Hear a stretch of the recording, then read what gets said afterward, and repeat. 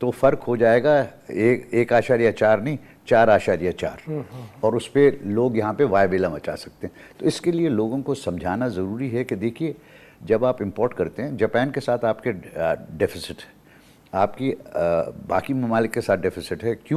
کیونکہ آپ ان سے جو امپورٹ کرتے ہیں اور آپ دوسری جگہ آپ سرپلسز انجوائے کرتے ہیں. امریکہ میں آپ کا سرپلس ہے, یورپ میں آپ کا سرپلس ہے, وہاں پہ آپ کے ڈیفیسٹ ہے منگا رہے ہیں. اور ڈیفیسٹ کا مطلب ہمیں سمجھنا چاہیے کہ اگر ہندوستان سے ہمیں 100 روپے میں چیز ملتی ہے اور وہی چیز جو ہم جاپان سے 300 میں منگوا رہے تھے اگر ہم 100 میں لے رہے ہیں تو یہ ہمارا 200 کا فائدہ ہے.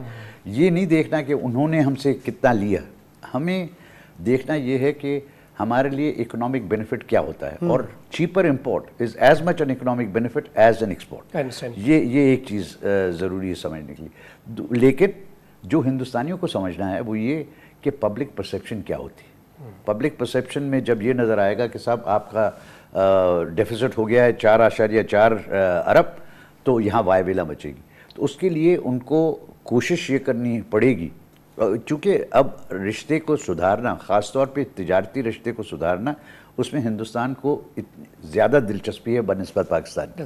کیونکہ خطے میں اگر تجارت بڑھتی ہے اور اگر پاکستان کے راستے کھلتے ہیں تو فائدہ پاکستان کو ضرور ہوگا. اور پاکستان کو اس کو بھی مد نظر رکھنا چاہیے کہ وہ جب جیو اسٹریٹجک لوکیشن کی بات کرتا ہے تو وہ جیو اسٹریٹجک لوکیشن اسی سے بنتی ہے کہ آپ کے راستے استعمال ہوں گے, اس راستے کی آپ ٹرانزٹ فیس لیں گے, اس پہ آپ رائلٹیز لیں گے, اس پہ آپ کی اپنی اکنامک ایکٹیویٹی ڈیولپ ہوگی اس راستے پہ.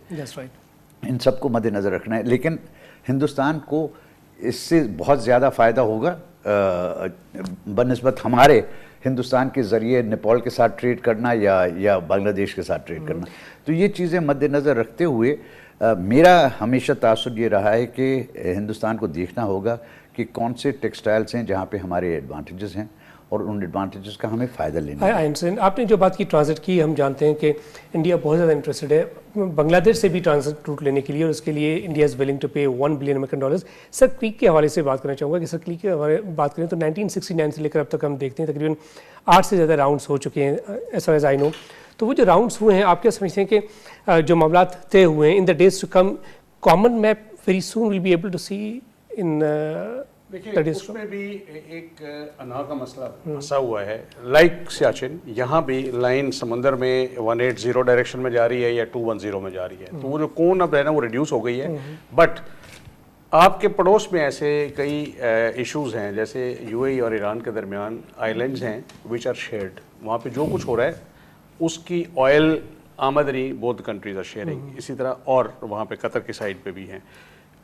اسی طرح اگر اس پہ نہیں بھی ہوتا the both governments should in the interest of the economic development, اگر آئل ایکسپلوریشن کرنی ہے, گیس کرنی ہے, کچھ فشنگ کرنی ہے ادھر, آپ وہاں پہ ایک جوائنٹ میکینزم سے اس کو شیئر بھی کر سکتے ہیں. اگر کوئی ایسا ڈسپیوٹڈ ٹیریٹری ہے جس پہ you are not arriving and you are not letting an international agency come in here, تو یہ ایشوز اس میں